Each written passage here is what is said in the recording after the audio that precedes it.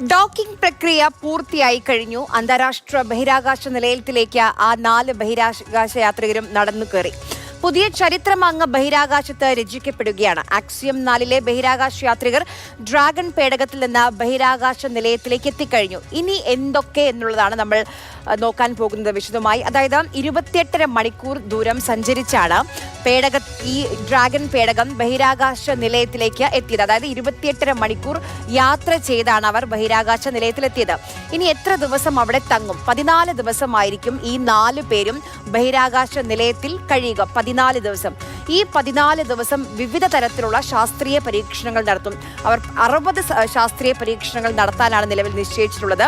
ഇതിൽ 7 എണ്ണം നടത്തുക നമ്മുടെ ഇന്ത്യക്കാരനായ ശുഭാൻഷു ശുക്ലയായിരിക്കും. ആക്സിസ് 4 ദൗത്യത്തിന്റെ ഭാഗമായതോടെ രാകേഷ് ശർമ്മയ്ക്ക് ശേഷം ബഹിരാകാശത്തെത്തുന്ന 2ാമത്തെ ഇന്ത്യക്കാരനായി മാറുകയാണ് ശുഭാൻഷു ശുക്ല. അന്താരാഷ്ട്ര ബഹിരാകാശ നിലയത്തിലേക്ക് എത്തുന്ന ആദ്യത്തെ ഇന്ത്യക്കാരൻ കൂടിയാണ്. 1984-ൽ റഷ്യയുടെ സോയൂസ് പേടകത്തിലാണ് രാകേഷ് ശർമ്മ ഐതിഹാസികമായ ബഹിരാകാശ സന്ദർശനം നടത്തിയത്. അതോടൊപ്പം തന്നെ കേരളത്തിനെ സംബന്ധിച്ചും അഭിമാനിക്കാൻ കഴിയുന്ന ഒരു നിമിഷമുണ്ട്. മൈക്രോഗ്രാവിറ്റിയിൽ വിളയിക്കാൻ ശുഭാൻഷു ശുക്ല കൊണ്ടുപോയ വിത്തുകൾ അത് നമ്മുടെ കേരളത്തിലെ വെള്ളായണി കാർഷിക സർവകലാശാലയിൽ നിന്നാണ്.